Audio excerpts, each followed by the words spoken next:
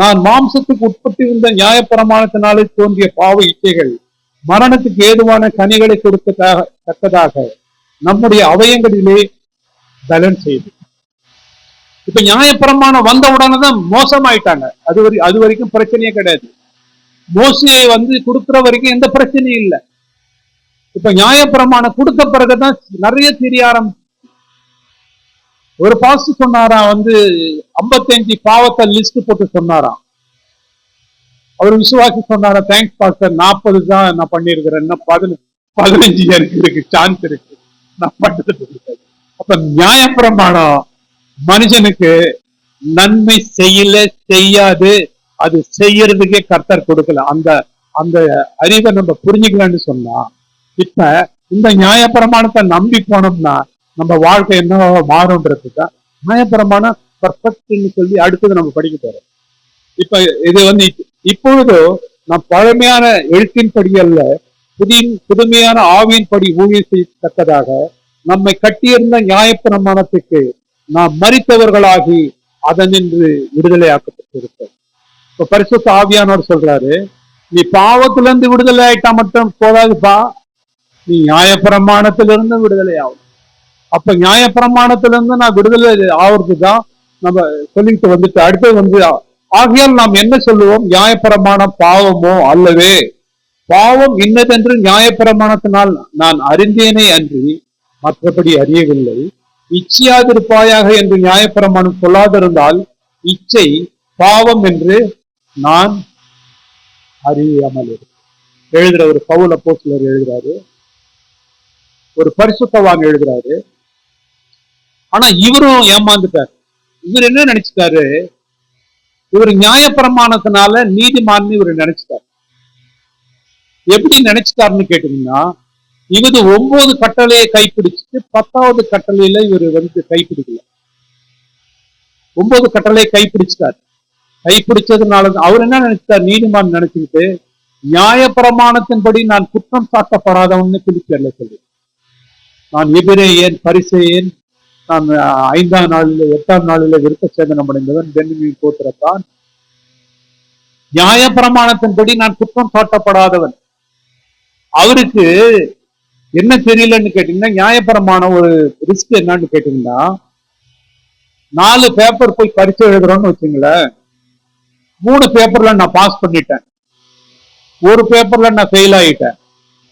இப்ப நான் 1 பேப்பர் எழுதி பாஸ் பண்ணணுமா, 4 பேப்பர் எழுதி பாஸ் பண்ணணுமா? 1 பேப்பர் தான் எழுதி பாஸ் பண்ண.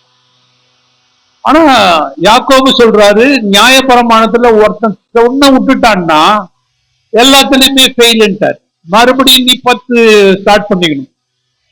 நான் களவு செய்யலன்னு சொல்லிட்ட பிறகு நான் மற்றதெல்லாம் செய்யல, களவு செஞ்சுட்டேன்னா நீ மற்றபடி மொத்தமா வாழ்ந்தா அர்த்தம்.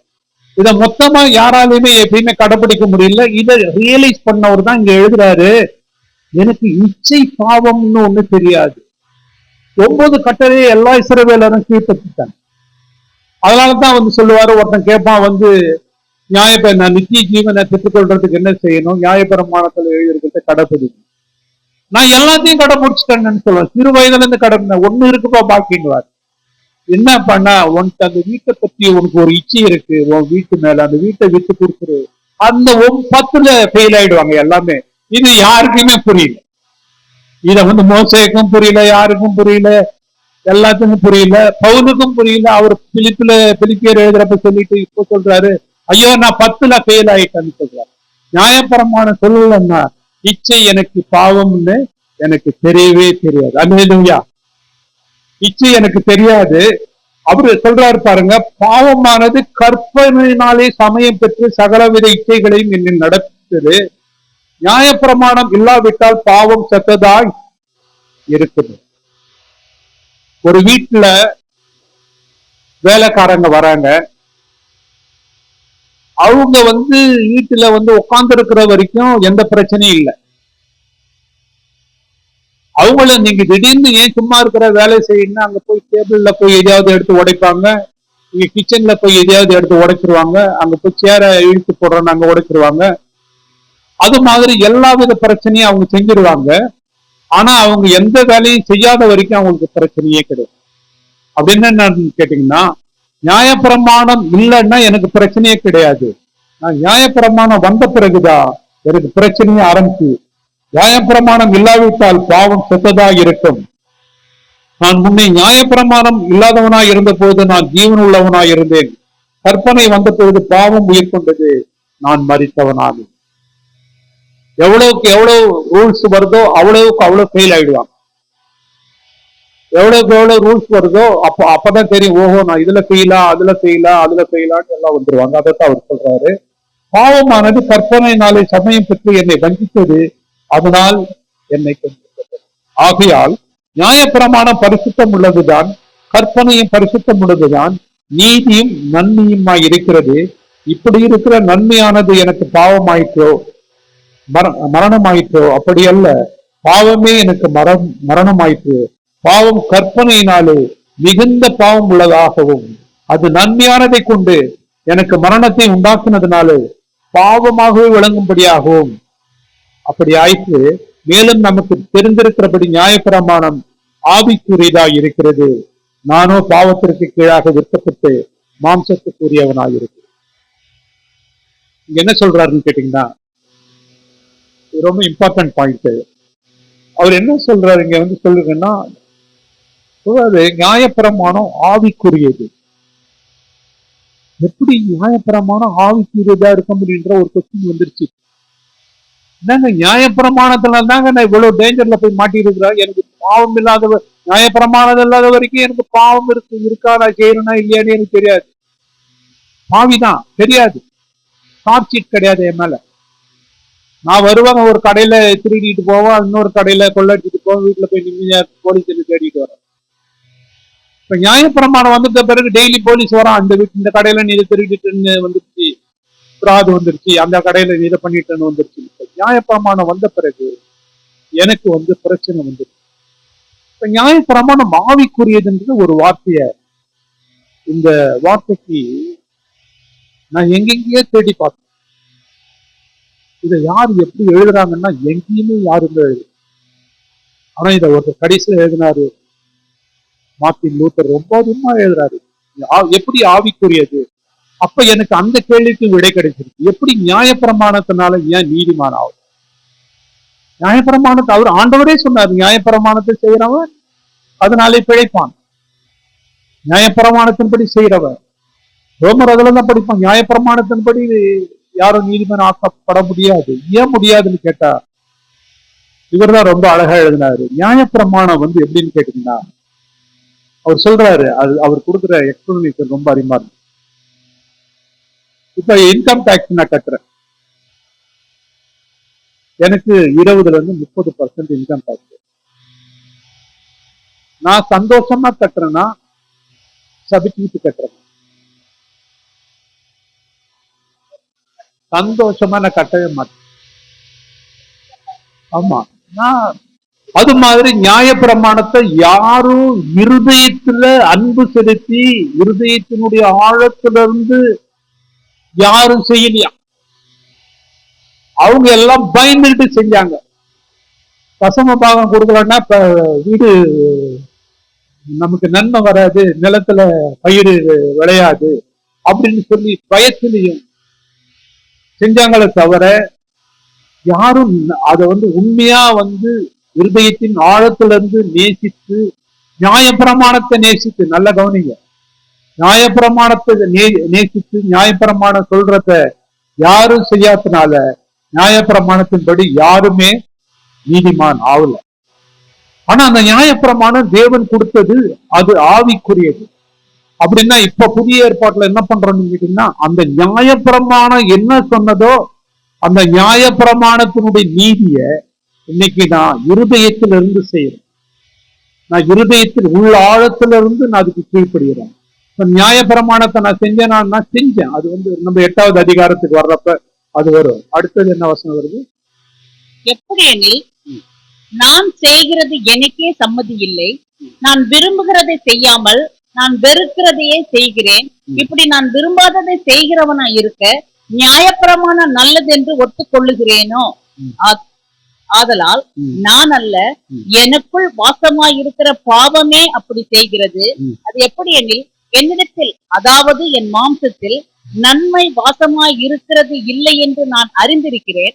நன்மை செய்ய வேண்டும் என்கிற விருப்பம் என்னிடத்தில் இருக்கிறது, நன்மை செய்வதோ என்னிடத்தில் இல்லை. ஆதலால் நான் விரும்புகிற நன்மையை செய்யாமல் விரும்பாத தீமையை செய்கிறேன். அந்தபடி நான் விரும்பாததை நான் செய்தால் நான் அல்ல, எனக்குள்ளே வாசமாய் இருக்கிற பாவமே அப்படி செய்கிறது. ஆனபடியால் நன்மை செய்ய விரும்புகிற என்னிடத்தில் தீமை உண்டு என்கிற ஒரு பிரமாணத்தை காண்கிறேன். உள்ளான மனுஷனுக்கு ஏற்றபடி தேவனுடைய நியாய பிரமாணத்தின் மேல் பிரியமாய் இருக்கிறேன். ஆகிலும் என் மனதின் பிரமாணத்துக்கு விரோதமாய் போராடுகிற வேறொரு பிரமாணத்தை என் அவயவங்களில் இருக்க காண்கிறேன். அது என் அவயவங்களில் உண்டாயிருக்கிற பாவ பிரமாணத்துக்கு என்னை சிறையாக்கி கொள்ளுகிறது. நிர்பந்தமான மனுஷன் நான். இந்த மரண சரீரத்தின் என்று யார் என்னை விடுதலையாக்குவார்? நம்முடைய கர்த்தராகிய இயேசு கிறிஸ்து மூலமாய் தேவனை ஸ்தோத்தரிக்கிறேன். ஆதலால் நானே என் மனதினாலே தேவனுடைய நியாய பிரமாணத்துக்கும் மாம்சத்தினாலேயோ பாவ பிரமாணத்துக்கும் ஊழியம் செய்கிறேன். இப்ப பாவத்துக்கு எனர்ஜி கொடுத்தது, ஸ்ட்ரென்த் கொடுத்தது யாரு? நியாயப்பிரமாணம் தான் கொடுத்துருச்சு. நியாயப்பிரமாணம் எதுக்கு கொடுக்கப்பட்டது? அதுக்கு கொடுக்கப்படல. நான் நீதி உள்ளவனா வாழணும்னு தான் நியாயப்பிரமாணம் கொடுக்கப்பட்டது. ஆனா என்ன பண்ணிடுச்சு? அது போய் பாவத்துக்கு எனர்ஜி கொடுக்குது. நம்ம கொரிந்தியர்ல படிப்போம், பாவத்தின் கூர்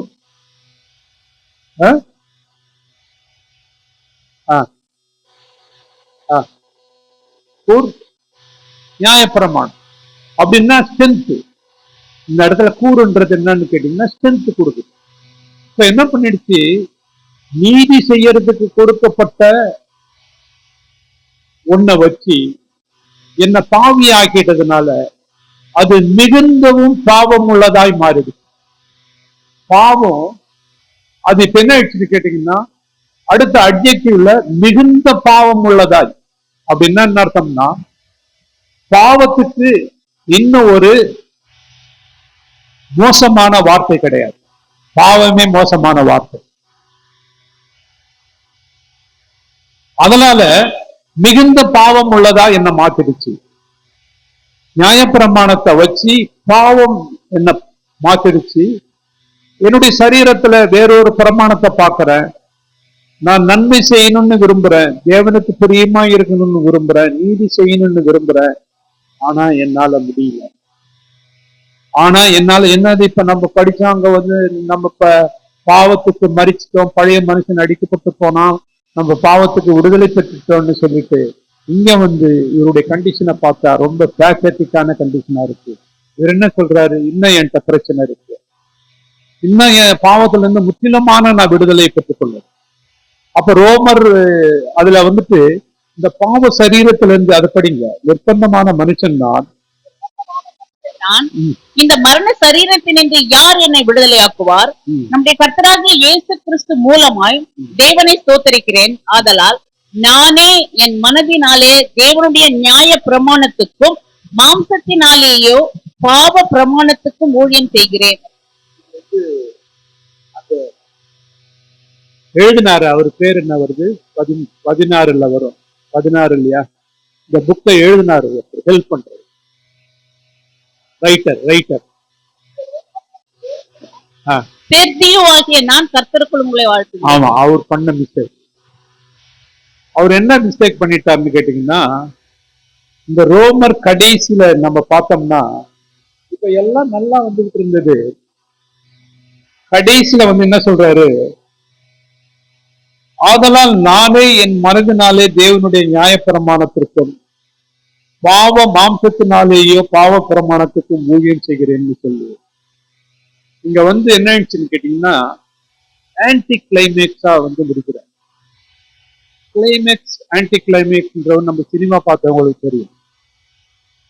கிளைமேக்ஸ்னா என்ன பண்ணுவாங்கன்னா, ஒரு ஹீரோ நல்லவரு, அவர் நன்மை செய்யறவரு, ஒரு வில்லன் அயோக்கியக்காரரு அநியாயக்காரரு, அவர் அடிச்சு படம் முடிகிறப்ப கொலை பண்ணிடுவார், செத்துருவார், படம் முடிஞ்சிருந்து. அவ்வளவுதான், அது கிளைமேக்ஸ். ஆன்டி கிளைமேக்ஸ்னா என்னன்னு கேட்டீங்கன்னா, வில்லன் கதாநாயகன் அடிச்சு கொண்டுடுவார். அப்படி படம் எடுக்க மாட்டாங்க. இவர் என்ன பண்ணிட்டாரு, ஆன்டி கிளைமேக்ஸ்ல வந்து முடிச்சிட்டாரு. இவர் எப்படி எழுதிருக்கணும்னா இத நான் வந்து படிக்கிறேன் பாருங்க. அவர் எப்படி எழுதிருக்கணும்னு நான் படிக்கிறேன். அவர் எப்படி எழுதிருக்கணும்னா, நிர்பந்தமான மனுஷன் தான், இந்த மரண சரீரத்திலிருந்து யார் என்னை விடுதலையாக்குவார்? தேவனுடைய நான் என் மனதினாலே தேவனுடைய நியாயப்பிரமாணத்திற்கும் மாம்சத்தினாலேயோ பாவ பிரமாணத்துக்கும் ஊழியம் செய்கிறேன். நம்முடைய கர்த்தராகிய இயேசு கிறிஸ்து மூலமாய் தேவனை ஸ்தோத்தரிக்கிறேன் எழுதியிருக்கிறேன். டிரான்ஸ்பொசிஷன் எரர்னு சொல்லுவாங்க. ஒரு சென்டென்ஸ முன்னால போடுறதுக்கு பின்னால போட்டுட்டாங்கன்னா அந்த மீனிங்கே மாறிட்டு. இது வந்து அந்த ரைட்டர் பண்ண மிஸ்டேக். அது இந்த காலத்துல என்ன ப்ரூஃப் ரீடிங்ல கண்டுபிடிச்சலாம், அந்த காலத்துல கண்டுபிடிக்க முடியாது. ஸோ அந்த மாதிரி இது என்ன வருதுன்னு கேட்டீங்கன்னா, ரொம்ப நெகட்டிவா இங்க வந்து முடிச்சிட்டார். பாயிண்ட வந்து நெகட்டிவா முடிக்கிறார். ஆக்சுவலி பாசிட்டிவா முடிக்கணும். இவர் என்ன சொல்லி இருக்கணும், என் சரீரத்துல நான் பாவத்துக்கு ஊழியம் செய்யறேன், உள்ளான எனக்கு வந்து தேவனுக்கு கீழ்ப்படியணும்னு எனக்கு இருக்கு. நிர்பந்தமான மனுஷன், தேவனுக்கு ஸ்தோத்திரம், அல்லேலூயா, கர்த்தர் என்னை விடுவித்தார்னு சொல்லி இருந்தாருன்னா அது கரெக்ட்.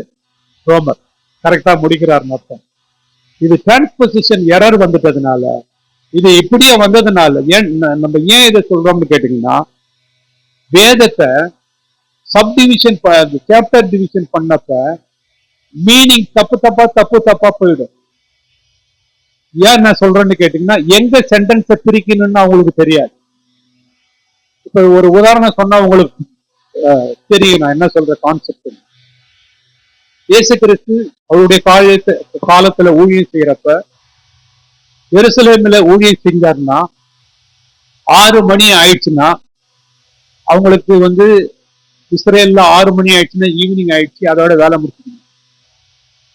அன்னைக்கு ஈவினிங் 6 மணி ஆயிடுச்சுன்னா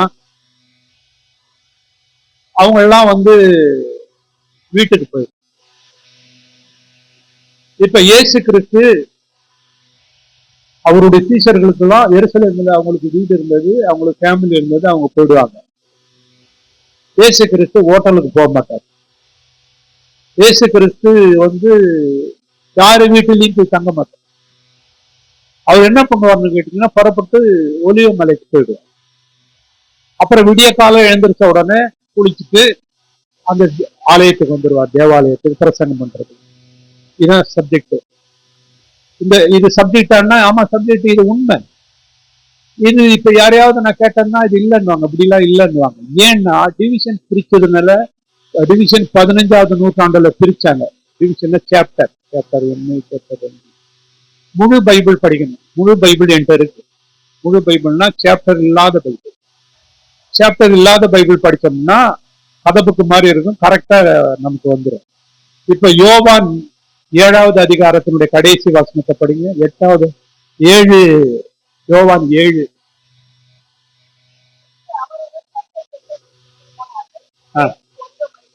54 படிங்க. 54 அதான் அடுத்தது. இல்ல 8:1 அவ்வளவுதான். இப்ப பாருங்க, இயேசு ஒலிவ மலைக்கு போனாரு, அவங்க வீட்டுக்கு போனாங்க. சாப்டர் பிரிச்சாரு, தப்பா பிரிச்சாரு, மீனிங் மாறி போயிடுச்சு. நான் விசுவாசிக்கிறேன், இயேசு எருசலேம்ல இருக்கிற நாள் எல்லா நாள்லயும் அவர் யாரு வீட்லயும் தங்க மாட்டாரு. அவர் எருசலேம்ல போயிட்டு அவர் ஜெபம் பண்ணிட்டு வருவார்னு நான் நினைக்கிறேன். நான் எப்படி நினைக்கிறேன்னா, நான் ஃபுல் பைபிள் படிச்சதுனால எனக்கு தெரிஞ்சது. ஆமா, அப்படிதான் நான் நினைக்கிறேன். ஏன்னா அவர் யார் வீட்டுக்கும் போக மாட்டார், அவர்கிட்ட 10 பைசா கிடையாது, ஹோட்டல்ல போய் தங்க மாட்டாரு. ஒரு தடவை பிரச்சனை வந்துருச்சு, அவரை கேக்குறாங்க, ராயனுக்கு வரி கொடுக்கறது கரெக்டா தப்பா? உடனே சொன்னாரு, எடுப்பா ஒரு நாணயத்தை சொல்றாரு. ஏன் அவருக்கு நாணயம் இல்லையான்னா இல்ல, அவர் பாக்கெட்ல 10 பைசா கூட கிடையாது. அந்த நாணயத்தை எடுத்து பார்த்து, ராயனுடைய ஃபர்ஸ்ட் ராயனுக்கு கொடு, கவர்மெண்ட்டுக்கு கொடுக்க வேண்டியதை முதல்ல கவர்மெண்ட் கொடு, மீதி கர்த்தருக்கு கொடு. நீ வந்து எதுக்குன்னு சொல்றேன்னு கேட்டீங்கன்னா, இயேசு எளிமையா ஏழ்மையா ஒரு சாதாரணமா வாழ்ந்து நமக்கு சாட்சியா வாழ்ந்தார். இதெல்லாம் எப்படின்னு கேட்டீங்கன்னா அந்த சாப்டர் டிவிஷன்ல வந்த கோளாறு. இப்ப இங்கேயும் கோளாறு வந்துருச்சு, அதனால தான் இதை சொல்றேன். என்ன கோளாறு வந்துருச்சுன்னா, அடுத்தது ஆனபடியினால் கிறிஸ்து இயேசுவுக்குள் உட்பட்டவர்களாயிருந்து மாம்சத்தின்படி நடவாமல் ஆவியின்படி நடக்கிறவர்களுக்கு ஆக்கினை தீர்ப்பு. ஆக்சுவலி நம்மளுடைய தமிழ்ல இது ஒரு வார்த்தை எக்ஸ்ட்ரா போட்டுட்டாங்க. மூல பாஷையில கிரேக்ல இது கிடையாது. மூல பாஷையில எப்படி இருக்குன்னு கேட்டீங்கன்னா, இயேசு கிறிஸ்துவுக்குள் ஆக்கினை தீர்ப்பு. இப்ப நான் மாம்சத்தின்படி நடந்து ஆவியின்படி மாம்சத்தின்படி நடவாமல் ஆவியின்படி நடந்தால் ஆக்கினை தீர்ப்பு இல்லைன்னு இந்த இடத்துல வரக்கூடாது. ஏன்னு கேட்டீங்கன்னா, இன்னும் நான் அடுத்தது போக போக நமக்கு அது தெரியும் என்னன்னு தெரியும். அதனால நம்ம அந்த ஒரிஜினல் டிரான்ஸ்லேஷன் படி போவோம். இயேசு கிறிஸ்துவுக்குள் நமக்கு ஆக்கினை தீர்ப்பு. அப்ப இயேசு கிறிஸ்துவுக்குள் ஆக்கினை தீர்ப்பு இல்லைன்னு சொல்ற ஒரு வரி, நான் நிர்பந்தமான மனுஷன், நான் யார் என்னை இணைக்க முடியும்னு சொல்ல முடியாது. அதுதான் அந்த கான்டெக்ட்ல படிக்கிறது. அப்ப இயேசு கிறிஸ்துவினாலே ஜீவனுடைய ஆவியின் பிரமாணம் என்னை பாவம் மரணம் என்கிற பிரமாணத்திலிருந்து விடுதலை ஆக்கிட்டு. ஏனெனில் அது எப்படி எனில், மாம்சத்தில் பலவீனமாக இருந்த நியாயப்பிரமாணம் செய்யக்கூடாததை தேவனே செய்யும்படிக்கு தம்முடைய குமாரனை பாவ மாம்ச சாயலாகவும் பாவத்தை போக்கு பலியாகவும் அனுப்பி மாம்சத்திலே பாவத்தை ஆக்கினைக்குள்ளாக தீர்த்தார். அப்படின்னா என்ன அது சொல்றதுன்னு கேட்டீங்கன்னா, இயேசு கிறிஸ்துவனுடைய இங்க ஆவியின் பிரமாணம் அப்படின்னு வரும். The law of life of the Holy Spirit. இது பைபிள்ல எங்கேயுமே கிடையாது. ஒன்லி ஒன் பிளேஸ்ல வந்துருக்கு. ஆவியின் பிரமாணம். ஆவியின் பிரமாணம்னா பரிசுத்த ஆவியானவருடைய லா. பாவ பிரமாணம்னா பாவ பிரமாணம், மரண பிரமாணம், ஆவியின் பிரமாணம், 3. பாவம் செஞ்ச எனக்கு மரணம் வந்துருச்சு, அது ரூல்ஸ் லா அப்படின்னு நம்ம பார்க்கிறோம். இப்ப பாவ பிரமாணத்தையும் மரணத்தினுடைய பிரமாணத்தையும் நல்லிஃபை பண்ணணும்னா, அடிக்கணும்னு சொன்னா, அதை விட ஒரு பவர்ஃபுல் பிரமாணம் வரணும். லோக்கல் கோர்ட்ல ஒரு ஜட்ஜ்மெண்ட் தப்புன்னு கரெக்ட்னு சொன்னா, அது தப்புன்னு நிரூபிக்கணும்னா ஹையர் கோர்ட்ல தான் நிரூபிக்கணும். அப்படின்னா என்ன அர்த்தம்னு கேட்டீங்கன்னா, ஒரு லாவை இன்வேலிட் நல்லிஃபைன்னு சொல்லணும்னா அதை விட ஒரு பெரிய லா ஒண்ணு வரணும். லா அப்படின்னா என்னன்னு கேட்டீங்கன்னா, என்னது மரண பிரமாணம்னா என்ன, பாவ பிரமாணம்னா என்ன அப்படின்றது ரொம்ப முக்கியம். அது டெபனிஷன் பொதுவா தெரியாது, நிறைய பேருக்கு தெரியும். எப்படி அப்படின்னா என்ன, நியாய பிரமாணம்னா என்ன, மரணத்தின் பிரமாணம்னா என்ன. எப்படின்னா, இப்போ ஒரு பிரமாணம் அப்படின்னு சொல்றது லா. இதுக்கு ஒரு நேச்சுரல் லாவை எக்ஸாம்பிள் எடுத்துட்டு போனோம்னா இது புரிஞ்சு. இப்ப ஒரு கர்ச்சிப்பை நான் கையில வச்சிருக்கிறேன், அந்த கர்ச்சிப்பை கீழே போடணும். அந்த கர்ச்சிப்பை கீழே போடுறப்ப அந்த கர்ச்சிப்பு கீழே விழுது, தரையில விழுது. அது ஒரு லா. அது லா ஆஃப் கிராவிடேஷன் சொல்லுவாங்க, புவியீர்ப்பு லா. அது ஒரு லா. லான்னு சொன்னா எல்லா காலத்திலையும், எல்லா இடத்துலையும், எல்லா நேரத்திலையும் ஒரே எஃபெக்ட் கொடுக்கும். அதுக்கு பேர் தான் லா. ஹெல்மெட் போட்டுக்கிட்டு நான் போனேன்னா செங்கல்பட்டுலையும் பிடிச்சிருவாங்க, தாம்பரத்துலையும் பிடிச்சிருவாங்க, கைடல் பார்க்லையும் பிடிச்சிருவாங்க. அப்படின்னா அது லா. லான்றது ஒரு ஆக்டிவிட்டி எல்லா இடத்துலையும் ஈக்குவலா நடக்கிறதுக்கு பேர் லா. என் பையனை பாக்குறேன், எனக்கு நான் என்னுடைய ஃப்ரெண்டை பாக்குறேன், அவரை பார்த்தவொடனே எனக்கு பொறாமை வருது. சம்திங் லா. அது லா கிடையாது, பாவம். என்னுடைய பிரதரை பாக்குறேன், அவரை பார்த்து எனக்கு பொறாமை வருது. என்னுடைய பையனை பாக்குறேன், அவரை பார்த்து எனக்கு பொறாமை வருது. அப்ப இப்ப லா. லான்னா அவன் பையனா இருந்தாலும் சரிதான், உங்க பிரதரா இருந்தாலும் சரிதான், உங்க எனிமியா இருந்தாலும் சரிதான், ஒரே மாதிரி ஆக்ட் பண்ணும். பாவம் ஒரே மாதிரி ஆக்ட் பண்ணும். இது இந்த பாவ பிரமாணம். மரண பிரமாணம்னா என்னன்னு கேட்டீங்கன்னா, எந்த எந்த கட்டளைக்கு நான் கீழ்ப்படிய மாட்டேன். அது சின்ன கட்டளையா இருக்கலாம், கர்த்தர் கொடுத்த சின்ன கட்டளை. அது பெரிய கட்டளையாவும் இருக்கலாம்.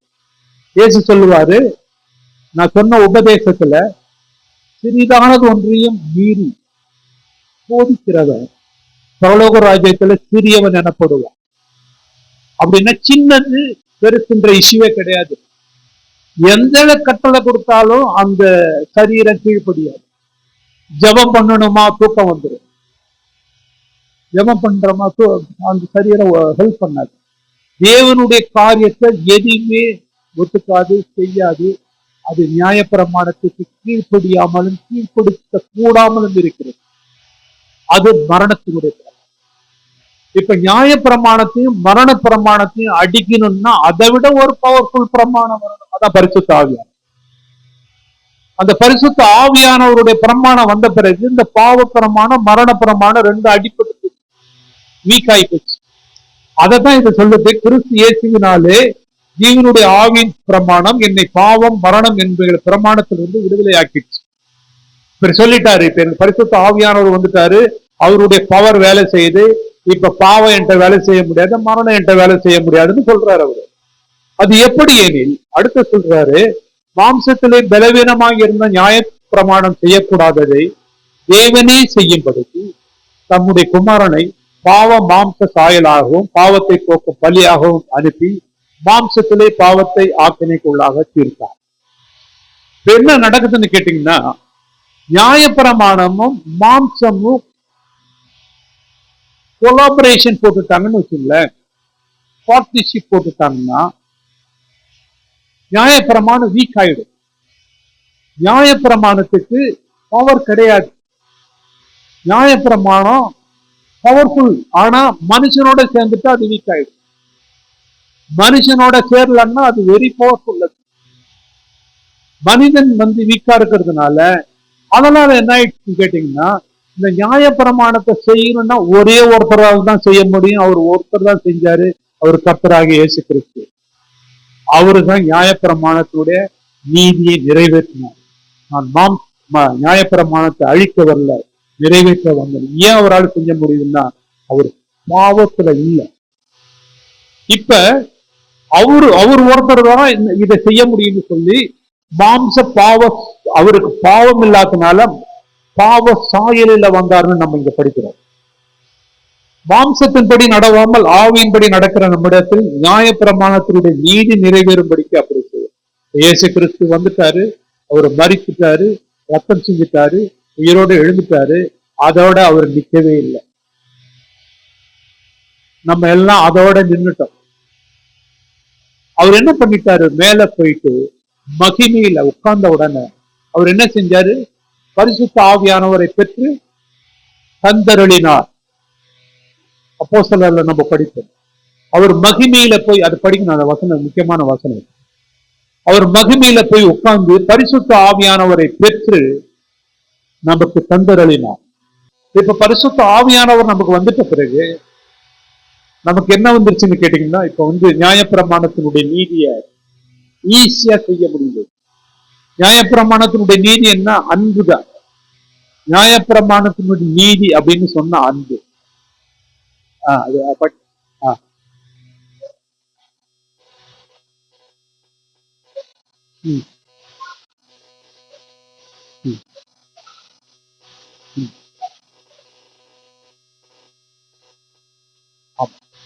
இப்ப நான் மனம் திரும்பிட்டேன், நான் ஞானஸ்தானம் எடுத்துட்டேன், என் பாவத்தை மன்னிச்சுட்டாரு, என்னை நீதிமான் ஆக்கிட்டேன். நான் நீதிமான பிறகு கண்டிஷன், நான் அவர் சொல்லுவாரு, பேதுரு சொல்லுவாரு, நீங்கள் மனம் திரும்பி ஞானஸ்தானம் பெற்று மனம் திரும்பி விசுவாசித்து ஞானஸ்தானத்தை அப்பொழுது பரிசுத்த ஆவியினுடைய வரத்தை நீங்கள் பெறும். கண்டிஷன் என்னன்னு கேட்டீங்கன்னா, கண்டிஷன், என்னுடைய பாவம் மன்னிக்கப்பட்டிருக்கணும், இயேசு கிறிஸ்து பரலோக ராஜ்யத்துல போய் உட்கார்ந்து இருக்கணும். இதுதான் கண்டிஷன். இது 2 கண்டிஷன் நிறைவேறிட்டா இல்லையா? அப்ப கண்டிப்பா எனக்கு 3வது எனக்கு பரிசுத்த ஆவியானவர்ன்றது நான் பெற்றுக்கொள்ளலன்னு சொன்னா சம்திங் சீரியஸ்லி ராங் அப்படின்னு. இன்னைக்கு காத்திருப்பு கூட்டத்துல இருக்கிறாங்க, பரிசுத்த ஆவியானவரை பெற்றுக்கொள்றது அது கான்செப்டே கிடையாது. அதனால தானே சொல்ல வந்து கான்செப்ட் தெரியாதவங்க தான் இப்படி பிரிவாங்க. பரிசுத்த ஆவிக்கு ஒரு கூட்டம் போடுறோம்னா காத்திருப்பு கூட்டம் 50 நாள் ஆயிடுச்சு, பெற்றுக்கொண்டீங்களா? இல்ல, சம்திங் சீரியஸ்லி ராங். அவங்களுக்கு தெரியல. எப்படின்னு கேட்டீங்கன்னா, நான் ஒரு ஒரு ஒரு ஒரு புக் ஸ்டாலுக்கு போயிட்டு ஒரு புக் வாங்குறேன், 2 வால்யூம் புக்கு. பணத்தை கட்டிட்டு பில்லு வாங்கிட்டேன். புக்கை கலெக்ட் பண்றப்போ ஒரு வால்யூம் எடுத்துட்டு வந்துட்டேன். நான் என்ன பண்ணணும்? கடைக்காரத்தை போகணும், இது பிறகு பில் இருக்குன்னு சொல்லணும், அவரு எனக்கு கொடுத்துருவார். நான் மன்னிக்கப்பட்ட பிறகு, என் பாவம் மன்னிக்கப்பட்ட பிறகு, நான் ஞானஸ்நானம் எடுத்த பிறகு, தேவன் மகிமையில போய் உட்கார்ந்த பிறகு, எனக்கு பரிசுத்த ஆவியானவரை நான் பெற்றுக்கொள்ளன்னு சொன்னாவே சம்திங் சீரியஸ்லி ராங். நம்ம அடுத்தது வரும், கிறிஸ்துவின் ஆவி இல்லாதவர்கள் அவர்களுடையவள் அல்ல. அப்ப கிறிஸ்தவங்க நான் பரிசுத்த ஆவியானவரை பெற்றுக்கொள்ளலன்னு சொன்னா எனக்கு புரியல. அது என்ன கான்செப்ட்ல அவங்க சொல்றாங்கன்னு புரியவே இல்லை எனக்கு. அவங்க என்ன பரிசுத்த ஆவியானவரால நடத்தப்படாம இருக்கலாம், அவங்க பரிசுத்த ஆவியானவரால நிரப்பப்படாதவர்களா இருக்கலாம். ஆனா பரிசுத்த ஆவியானவரை பெற்றுக்கொள்ளலன்னு சொல்றவங்க, பெற்றுக்கொள்ளாதவங்க கிறிஸ்தவங்களா இருக்க முடியாது. ஏன்னு கேட்டீங்கன்னா, ஒரு மரித்து போன ஒரு ஆவிய உயிர்ப்பிக்கிறதே பரிசுத்த ஆவியானவர் தான். பாவத்தில் மரித்திருந்த நம்மை உயிர்ப்பித்தார். இந்த உயிர்ப்பிக்கிற பவர் பரிசுத்த ஆவியானவருக்கு தான் இருக்கு. அப்ப என்னுடைய ஆவி உயிர்ப்பிக்கப்படுங்கன்னு சொன்னா நான் ரட்சிக்கப்படவே முடியாது. அப்படின்னா என்ன அர்த்தம்னா, என்னுடைய ஸ்டார்டிங் பாயிண்ட்லயே பரிசுத்த ஆவியானவர் என்னோட வந்துடுறாரு. அதான் பாயிண்ட். இப்ப நான் பெற்றுக்கொள்ள அப்படின்ற அந்த இதை நம்ம ஒத்துக்கவே முடியல. அந்த ஒரு கான்செப்ட் அது நிறைய இருக்கு. ஏன்னு கேட்டீங்கன்னா, இந்த மினிஸ்ட்ரியை நம்ம நல்லா அனலைஸ் பண்ணி பார்ப்போம். எப்படி பார்க்கணும்னு கேட்டீங்கன்னா, பரிசுத்த ஆவியானவர் வந்தார். பரிசுத்த ஆவியானவர் வந்தப்போ ஒரு பெரிய சத்தம் கேட்டுச்சு. 120 பேர் இருந்தாங்க. ஒவ்வொருத்தர் தலை மேல ஒரு ஃபயர் ஆஃப் டங்ஸ், நாக்கு மாதிரி ஒரு நெருப்பு அவங்க தலையில நிக்குது. எல்லாம் அந்நிய பாஷை பேசுறாங்க. அந்நிய பாஷை பேசின உடனே கீழே இருக்கிறவங்க எல்லாம் இவங்க குடிச்சிட்டு சத்தம் போட்டுட்டு இருக்கிறாங்கன்னு கீழே ஒரு கமெண்ட் அடிக்கிறாங்க. இப்படி அது ரியல் பாஷை, அது சும்மா நம்ம சொல்ற மாதிரி சத்தம் கிடையாது. அது ரியல் பாஷை பேசுறாங்க. அந்த லாங்குவேஜ்காரங்க சொல்றாங்க, எங்க ஊர் பாஷையை மலையாளத்துல பேசுறாங்க நான் கேட்டோம், தெலுங்குல பேசுறாங்க நாங்க கேட்டோம்னு சொல்றாங்க. அது அந்த மாதிரியான ஒரு நிகழ்ச்சி நடக்கும். ஆனா அத எக்ஸ்பிளைன் பண்றப்ப அவர் சொல்றாரு, நீங்க நினைக்கிற மாதிரி இவங்க எல்லாம் குடிச்சிட்டு இல்ல, யோவேல் தீர்க்கதரிசி சொன்னது மாதிரி நடக்குது அப்படின்னு சொன்னார். இந்த 2 சீனையும் நம்ம கொண்டுட்டு பார்க்கணும். யோவேல் தீர்க்கதரிசி என்ன சொல்லுவாரு? மாம்சமான யார் மேலும் என் ஆவியை ஊற்றுவேன், உங்கள் பிள்ளை வாலிபர் தீர்க்கதரிசின்னு சொல்லுவாங்க, சொப்பனம் காண்பாங்க, தரிசனத்தை காண்பாங்க அப்படின்னு சொன்னாரு. இப்ப நான் கேட்கிறேன், பெந்தெக்கோஸ்தே நாளில 120 பேர்ல எத்தனை பேர் தரிசனம் பார்த்தாங்க? எத்தனை பேர் தீர்க்க தரிசி சொன்னாங்க? எத்தனை பேர் சொப்பனை கண்டாங்க? காலையில சொப்பனை டைமே கிடையாது. இப்ப அங்கேயும் இங்கன்னா இது என்ன கான்செப்ட்னா, அதான் கான்செப்ட் தான் முக்கியம். இங்க அங்க என்ன வருதுன்னு கேட்டீங்கன்னா, ஒரு எக்ஸ்ட்ராடினரி ஈவெண்ட்டை பத்தி கர்த்தர் யோவேல் தீர்க்கதரிசி கிட்ட சொல்றாங்க. அதாவது இங்க ஒரு எக்ஸ்ட்ராடினரி ஈவெண்ட் நடக்குது, அங்க ஒரு எக்ஸ்ட்ராடினரி ஈவெண்ட் நடக்குது. 2யும் மேப் பண்ணி பரிசுத்த ஆவியானவர் வந்தா அந்நிய பாஷை தான் பேசிக்கிட்டு வருவாருன்னு கொண்டுட்டு ஸ்டாம்ப் பண்ணிட்டேன். பரிசுத்த ஆவியானவர் அந்நிய பாஷை பேசுவாங்க? கிடையவே கிடையாது. பரிசுத்த ஆவியானவரை பெற்றுக்கொண்டவங்க அன்பா இருப்பாங்க. பரிசுத்த ஆவியானவரை பெற்றுக்கொண்டவங்க இச்சை அடக்கம் உள்ளவர்களா இருப்பாங்க. பரிசுத்த ஆவியானவரை பெற்றுக்கொண்டவங்க தாழ்மை உள்ளவர்களா இருப்பாங்க. ஆவியின் கனி அப்படி அவங்கள்ட்ட இருக்கும். ஆனா அவங்க அந்நிய பாஷை பேச மாட்டாங்க. பிரச்சனை என்ன வந்துருச்சுன்னு கேட்டீங்கன்னா, இந்துவல்லிங் ஹோலி ஸ்பிரிட்டுக்கு அவங்க இம்பார்ட்டன்ஸ் கொடுக்காத அவுட் போரிங் ஹோலி ஸ்பிரிட்டுக்கு இம்பார்ட்டன்ஸ் கொடுத்தாங்க. அப்படின்னா என்ன அர்த்தம்னா, உள்ள பரிசுத்த ஆவியானவர் நிரப்பி கிரியை செய்யறதுக்கு கனிக்கு இடம் கொடுக்காத அவங்க வரங்களுக்கு இடம் கொடுத்தாங்க. ஆண்டவர் சொன்னாரு, நீ ஒருவனை பார்த்து அவன் கனிய பார்த்து ஜட்ஜ் பண்ணு, அவனுடைய கொடைய பார்த்து ஜட்ஜ் பண்ணாத. பிசாச விரட்டுறான்னா அவன் தேவ மனுஷன் எடுத்துக்காதப்பா, பிசாசும் சம்டைம்ஸ் விரட்டிடும், நீ அதனால அந்த பாயிண்ட்ல எடுக்காத.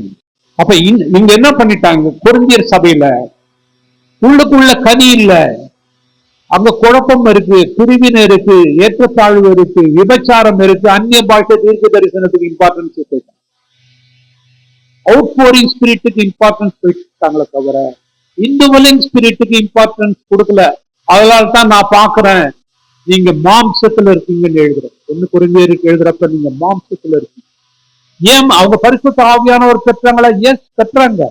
அவங்க எங்க கான்சென்ட்ரேட் பண்ணணும்னா அவங்க அடையாளத்துக்கு போயிட்டாங்க. இப்ப பரிசுத்த ஆவியானவரை நீங்க கொஸ்டின் பரிசுத்த ஆவியானவர் பெற்றுக்கொண்டதை தெரிஞ்சீங்களா இல்லையான்றதுதான் உங்களுக்கு கொஸ்டின். இன்னைக்கு நிறைய பேருக்கு என்கிட்ட பரிசுத்த ஆவியானவர் இருக்கிறாருன்றது தெரியல. அங்கதான் ப்ராப்ளம் ஸ்டார்ட். அங்க ப்ராப்ளம் ஸ்டார்ட் ஆன உடனே என்ன பண்ணுவான்னு கேட்டீங்கன்னா, பிசாசினுடைய 3 மினிஸ்ட்ரி இருக்கு. 3 மினிஸ்ட்ரி. பிதாவாகிய தேவன் ஒருவரே, அவருடைய கிரியைகள், ஆவியானவர் ஒருவரே, அவருடைய வரங்கள், ஊழியங்கள், அதை செய்கிற நடப்பிக்கிற கர்த்தர் ஒருவர். கரெக்டா? நான் தப்பா சொல்றேன்? எபேசியா. அப்ப 3 ஆபீஸ் இருக்கு. அது யாருக்கு தெரியுமா தெரியாது தெரியல. 3 ஆபீஸ். பரலோக ராஜ்யத்துல பிதாவாகிய தேவனுடைய ஆபீஸ் ஒரு வேலையை செஞ்சிட்டு இருக்காது. அந்த ஆக்டிவிட்டிஸ் எல்லா ரட்சிப்பினுடைய எங்க மினிஸ்ட்ரி ஸ்டார்ட் பண்ணணும், எங்க ரட்சிக்கப்படணும், யாரு ரட்சிக்கப்படணும், அந்த பிளான் படி அவர் செஞ்சிட்டு இருக்கிறார். அந்த ஆபீஸ் தனி. இயேசு கிறிஸ்துவனுடைய ஆபீஸ் ஒவ்வொரு சபைக்கும் சுவிசேஷர்களை அனுப்பிச்சு, தீர்க்கதரிசி அனுப்பிச்சு, ஊழிய அப்போஸ்தலர்களை அனுப்பிச்சு, மீட்பர்களை போதர்களை உண்டாக்கி சபையை கட்டுறது அந்த ஆபீஸ் இயேசு கிறிஸ்துவனுடைய ஆபீஸ். இதுக்கு வேண்டிய வரங்களை கொடுக்கிறது, அது கொடுக்கிறது பரிசுத்த ஆவியானவருடைய ஆபீஸ். அவங்க அதுதான் அந்த மீனிங், அந்த வசனத்தினுடைய அர்த்தம் அதான். அவங்க ஆபீஸ்ல இவங்க தலையிட மாட்டாங்க, இவங்க ஆபீஸ்ல அவங்க தலையிட மாட்டாங்க. 3 பேரும் ஒண்ணு சேர்ந்துதான் ஒரு வேலையை செய்வாங்க. இந்த ஆபீஸ்ல எந்த கிரியை அடிச்சா ஜனங்க விசுவாசத்தை விட்டு ஓடி போவாங்கன்னா, ஊழியம் அழியணும்னு கேட்டீங்கன்னா, பரிசுத்த ஆவியானோட மினிஸ்ட்ரியில தான் அடிக்கணும். பிதாவாகிய தேவனுடைய மினிஸ்ட்ரியில போய் கை வைக்க மாட்டாங்க, இயேசு கிறிஸ்துவுடைய மினிஸ்ட்ரியில போய் கை வைக்க மாட்டாங்க. பிசாசு எங்க அடிப்பா? அதனால தான் இங்க பேக் பண்ணிடுவோம். தீர்க்க தரிசனம், பொய் தீர்க்க தரிசனம் எப்படி வருது? பேக்கிங். பேக்கிங்னு சொல்றது, நம்ம 5 ரூபா காயினை பேக் பண்ண மாட்டோம். 500 ரூபா நோட்டை தான் கள்ள நோட்டு அடிப்பாங்க. கோல்டு தான் பேக் பண்ணுவாங்க. அலுமினியத்தை யாரும் பேக் பண்ண மாட்டாங்க. பரிசுத்த ஆவியானவருடைய மினிஸ்ட்ரியில பேக் பண்ணாதான் ஊழியம் ஒழிக்கலாம். பிசாசுக்கு நல்லா தெரியும். மார்ட்டின் லூத்தர் இப்படி எழுதுறாரு. ரோம்ல 1500 சொல்லுவாங்களாம், நரகம்னு ஒண்ணு இருந்தா அந்த ஊர்ல பேசிக்கிட்ட ஒரு வார்த்தை, நரகம்னு ஒண்ணு இருந்திருந்துன்னா அது ரோமுக்கு கீழே தான் இருக்கும். அவ்வளவு துன்மார்க்கமா இருக்குமா. அவர் சொல்றாரு I carried over onion and brought back garlic.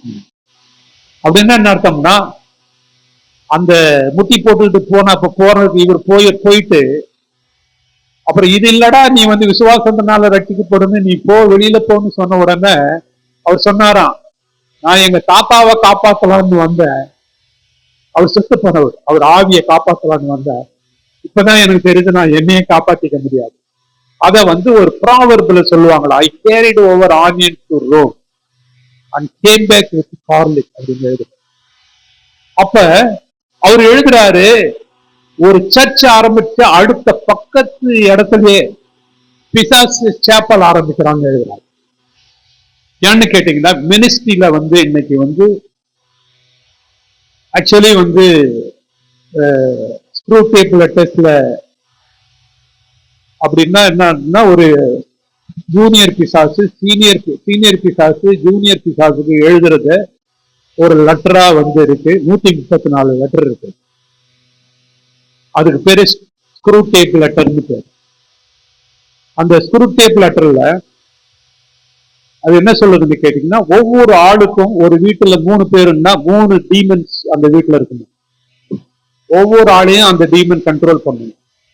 இன்னொரு வீட்டுல 2 பேர் இருக்குன்னா 2 பேரையும் அந்த டீமன் கண்ட்ரோல் பண்ணணும். அவங்க வேலை அப்படி கண்ட்ரோல் பண்றப்ப ஒரு வீட்டுல ஒருத்தன் ரட்சிக்கப்பட்டுட்டு சர்ச்சுக்கு போயிட்டான். இதான் சீன்ல அந்த சீனியர் பிசாசு ஜூனியர் பிசாசுக்கு எழுதுற லெட்டர் தான் ஸ்க்ரூ டேப் லெட்டர். அவர் எழுதினவர் ஒரு மிகப்பெரிய பரிசுத்தவான், பெரிய படித்தவர், டாக்டர் லூயிஸ் எழுதுறாரு. அதுல என்ன சொல்றாரு, அதுல என்ன வருதுன்னு கேட்டீங்கன்னா, இந்த ஜூனியர் பிசாசு சீனியர் பிசாசு கிட்ட போய் சொல்லிட்டு அவன் ரட்சிக்கப்பட்டுட்டான், சர்ச்சைக்கு போறான்னு சொல்லி. அதுக்கு அந்த சீனியர் பிசாசு எழுதுது, கவலைப்படாத, எல்லாம் நம்ம ஆளுங்க தாங்க இருக்கிறாங்க. சர்ச்சைக்கு போனதுனால அவன் ஆத்தமா வந்து நீ நினைச்சுக்காத நம்ம கண்ட்ரோல் விட்டு போயிடுச்சுன்னு. சர்ச்சைக்கு போனதுனால ஒன்றும் பிரச்சனை இல்லை, நம்ம தான் நிறைய இடத்துல நம்மளுடைய ஆளுங்க தான் அங்க இருக்கிறாங்க. அப்புறம் அவன் சொல்றான், இல்ல அவன் பைபிள் படிக்கிறான்னா அவன் எதையாவது படிச்சுட்டு போட்டோம், ஆனா விசுவாசத்தை பத்தியான சப்ஜெக்ட் அவன் படிக்க கூடாது. அவன் ஜெபம் பண்றான், அவன் எப்படினாலும் ஜெபம் பண்ணிட்டு போட்டோம், ஆவியில நிறைஞ்சு ஜெபம் பண்ணாம அவனை பார்த்துக்கணும். இப்ப இதெல்லாம் அது படிக்கிறப்ப என்ன தெரியுதுன்னு கேட்டீங்கன்னா, சாத்தான் எப்படி திட்டமிட்டு வேலை பண்றான்றது தெரியும். சாத்தானும் அவனும் வந்து அவன் வேலையை பர்ஃபெக்டா பண்ணிட்டு இருக்கான். சபைகளை வந்து அவன் அடிக்கணும்னா ஒரு இடத்துலதான் அவன் கை வைக்க முடியும், டேக் பண்ணணும். அதனாலதான் இன்னைக்கு வந்து பொய்யான தீர்க்க தரிசிங்க வராங்க, பொய்யான ஆளுங்க வராங்க. ரேவனஸ் wolf in sheep clothing ன்னு கர்த்தர் சொல்லுவார். ஆட்டுத்தோலை போற்றிய ஓநாய்கள். இன்னைக்கு வந்து வர்றதுனுடைய பிரச்சனையே வந்து என்னன்னு கேட்டீங்கன்னா, பிசாசினுடைய டேக்கிங். அவன் வந்து மெயினா கைய வைக்கிறது பரிசுத்த ஆவியானவருடைய ஊழியம். அடுத்தது என்ன வசனம் வருது அதுல?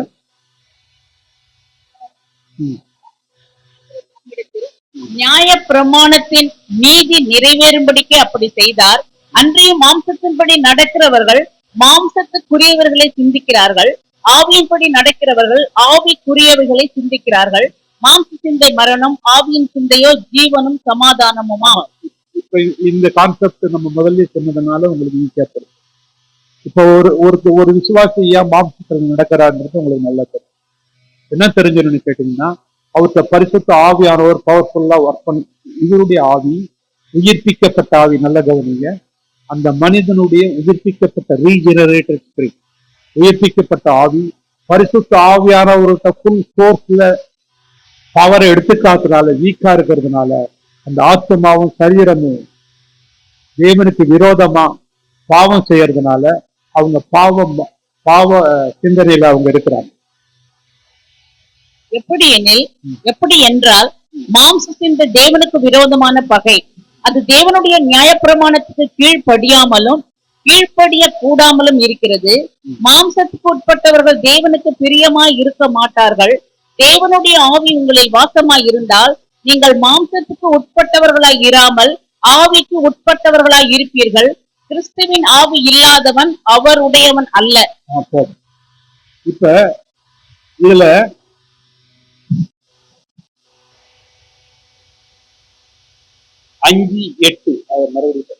அன்றைய மாம்சத்துப்படி நடக்கிறவர்கள் மாம்சத்துக்கு உரியவைகளை சிந்திக்கிறார்கள், ஆவியின்படி நடக்கிறவர்கள் ஆவிக்கு உரியவைகளை சிந்திக்கிறார்கள்.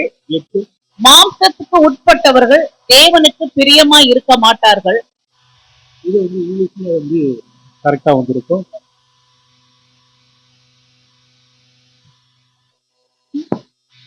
So then, they that are in the flesh cannot please God. 5. For they that are after the flesh do mind the things of the flesh. But they after the பேஷா. அதாவது இந்த 5க்கும் 8க்கும் உள்ள வித்தியாசம் என்னன்னு கேட்டீங்கன்னா, மாம்சத்தின்படி நடக்கிறவங்கன்னா மாம்ச சொல்றத கேட்டு அப்படி செய்யறவங்க. அது ஒரு மனிதனுடைய ஆரம்ப நாள். They are after the flesh. அப்புறம் கொஞ்ச நாள் பழகிட்டாங்கன்னா அவங்க பாவத்தினுடைய சத்தத்துக்கு செவி கொடுத்து மாம்சம் சொல்றதை செஞ்சுக்கிட்டே வந்துட்டாங்கன்னா அது அடுத்த ஸ்டேஜ் அவங்க போறது மாம்சத்துக்கு உட்பட்டுருவாங்க. இந்த ஸ்டேஜில் அவங்கள யாரும் விடுதலை பண்ண முடியாது. மாம்சத்துக்கு இப்படி சொன்னா உங்களுக்கு ஈஸியா தெரியும். ஒருத்தர் குடிக்கிறாரு, வாரத்துக்கு ஒரு நாள் குடிக்கிறாரு, அப்புறம் 2 வாரமாக்குற வாரத்துல ஒரு நாள் குடிக்கிறவர் 3 நாள் குடிக்கிறாரு, அப்புறம் 5 நாள் குடிக்கிறாரு, அப்புறம் 7 நாள் குடிக்க ஆரம்பிச்சிட்டாருன்னா அவரை யாருமே அதுக்கு பிறகு நிறுத்த முடியும். இப்ப மாம்சத்துக்கு உட்பட்டிருக்கிறவர்கள் என்ன பண்ணிடுவாங்கன்னா கொஞ்சம் கொஞ்சமா அவங்க விலகி டோட்டல் கண்ட்ரோல் போயிடுவாங்க. பிசாசனுடைய கண்ட்ரோல் போயிடுவாங்க, பாவத்தினுடைய கண்ட்ரோலுக்கு போயிடுவாங்க. அந்த ஸ்டேஜில் மாம்சத்தின் தேவனுக்கு பிரியமாக இருக்க முடியவே முடியாது. தேவனுடைய ஆவி உங்களில் வாசமாயிருந்தால் நீங்கள் மாம்சத்துக்கு உட்பட்டிராமல் ஆவிக்கு உட்பட்டிருப்பீர்கள். கிறிஸ்துவின் ஆவி இல்லாதவன் அவருடையவன் அல்ல. மேலும் கிறிஸ்து உங்களில் இருந்தால் சரீரமானது பாவத்து நிமித்தம் மரித்ததாயும் ஆவியானது நீதி நிமித்தம் ஜீவன் உள்ளதாயும் இருக்கும். அப்படின்னா என்ன சொல்றாரு 10ல?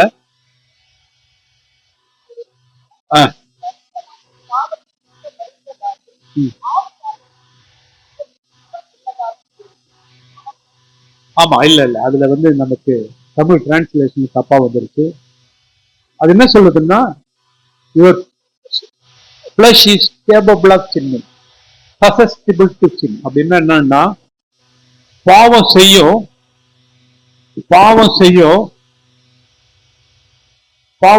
அதுக்கு இடம் கொடுக்கும், அப்படி அர்த்தம். இப்ப என்ன வருதுன்னா அது கரெக்டா வரல. உங்களில் இருந்தால் சரியா பாவத்து நிமித்தம் மரித்ததாயும் இருக்கு. அப்படி கிடையாது, நம்ம உயிர்ப்பிக்கப்பட்டுட்டோம். அந்த ஸ்டேஜ்ல வர்றப்ப இந்த ஸ்டேஜ்ல உயிர்ப்பிக்கப்பட்டுட்டோம். ஆனா என்ன பண்ணணும்னு கேட்டீங்கன்னா அப்பப்ப அக்கேஷனலா பாவம் செய்யும்.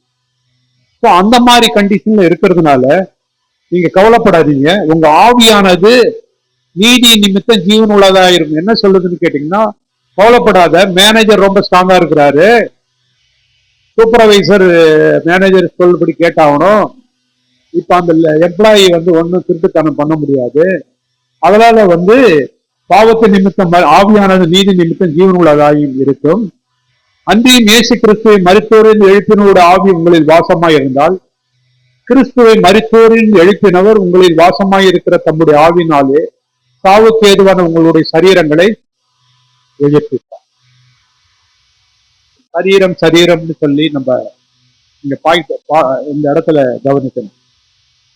இது ஏன் இவ்வளவு பிரச்சனை வந்த பிறகு கூட இந்த சரீரத்தை இன்னும் கண்ட்ரோல் எடுக்கலையே? பரிசுத்த ஆவியானவருடைய கண்ட்ரோல்ல இருக்கிற ஆவி, மனுஷனுடைய ஆவி, புதுப்பிக்கப்பட்ட ஆவி இன்னும் ஏன் கண்ட்ரோல் எடுக்கலன்னு கேட்டீங்கன்னா, நம்ம ரோமர் 7 நம்ம படிக்கிறப்ப நம்ம படிச்சோம், இந்த பாவ சரீரத்திலிருந்து அதை படிங்க. 7 கடைசியில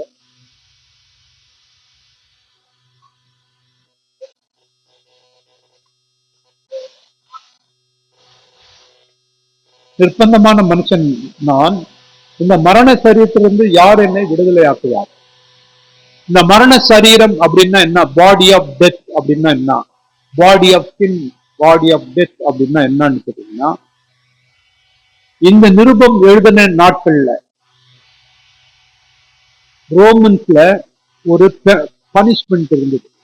கொலை பண்றவங்களுக்கு என்ன பனிஷ் பண்ணுவாங்களாம்? அந்த கொலை, ஒரு ஆள் இன்னொருத்தரை கொலை பண்ணிட்டா அந்த டெட் பாடியை எடுத்து இவருடைய சரீரத்துல தச்சிருவாங்க. Head to head, leg to leg. அப்படின்னா தலைக்கு பின்னால தலை இருக்கும், செத்து போன தலை, என் கைக்கு பின்னால செத்து போனவன் கை இருக்கும், என் காலுக்கு பின்னால செத்து போனவன் காலு தானே பனிஷ். இப்ப இவர் உயிரா இருக்கிற வரைக்கும் அந்த டெட் பாடியை தூக்கிட்டு போகணும். இவர் எங்கெங்கெல்லாம் போறாரோ டெட் பாடி வந்து அந்த சரீரம் அவரோட வரும். இவருக்கு விடுதலை என்னன்னா, இவர் என்னைக்கு சாவுறாரோ அன்னைக்குதான் விடுதலை. அது வரைக்கும் அவருக்கு விடுதலையே கிடையாது. டீகம்போஸ் ஆயிடும், வியாதி வந்துடும், எல்லாம் வந்துடும், அழுக ஆரம்பிச்சிடும், நாட்டம் எடுக்க ஆரம்பிச்சிடும். அதனால அந்த சரீரத்தை இவர் கம்பேர் பண்ணி சொல்றார்.